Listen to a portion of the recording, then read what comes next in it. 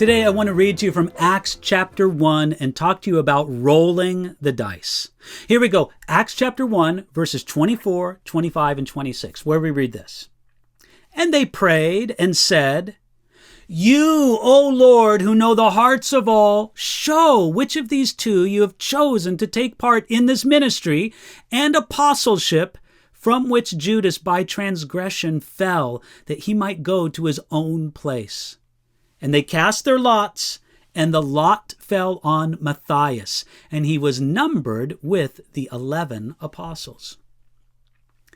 From thinking about what the Bible said, the disciples understood that they had to choose someone to take the place of the dead and disgraced Judas. As it says in Psalm 109, verse 8, another should take the office of Judas. But how should they choose the one to become the 12th apostle, Judas's replacement? The disciples did the right things. They were in a place of obedience to God. They sought God's will in the scriptures. They used some common sense, and added to all of that, also they prayed. That's in verse 24. And it was easy for them to pray because they had already been praying. They probably remembered times when Jesus prayed before choosing the disciples. That's in Luke chapter 6. Then, after all of that, they did something unusual. We read, they cast their lots. This was essentially rolling dice, or drawing straws for the answer. Many people have questioned this method. It doesn't seem spiritual to decide God's will by rolling dice. Still, I think that when they cast their lots, they were actually relying on God. Though they were not yet filled with the Holy Spirit, as they soon would be, they still wanted to choose a method that would make them rely on God.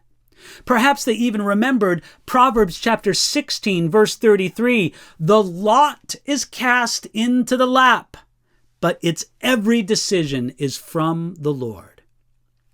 Now, some people insist that Matthias was the wrong choice, and the use of lots in making the decision was not right.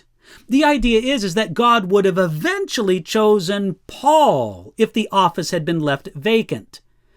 But we must respect the testimony of the Scriptures. God did not want to leave the office vacant. If it were left unfilled, it might be seen as a victory for Satan.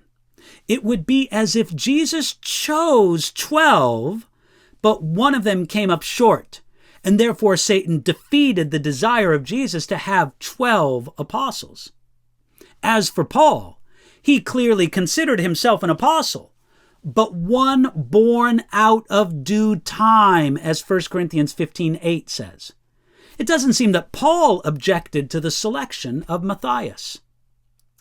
Casting lots may be an imperfect way to discern God's will, but actually, it's much better than the methods that many Christians use today in making big decisions.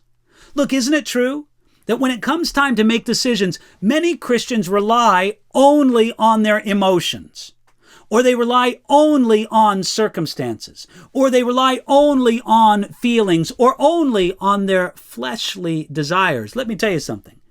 It would be better to roll the dice and trust God for the results than to trust in your emotions or circumstances or feelings or fleshly desires. Look, at the end of it all, Matthias was numbered with the 11 apostles. I believe that God guided them into the right decision, and that He will also guide us as we obey Him, search the Scriptures, pray, and rely on Him. So do it today.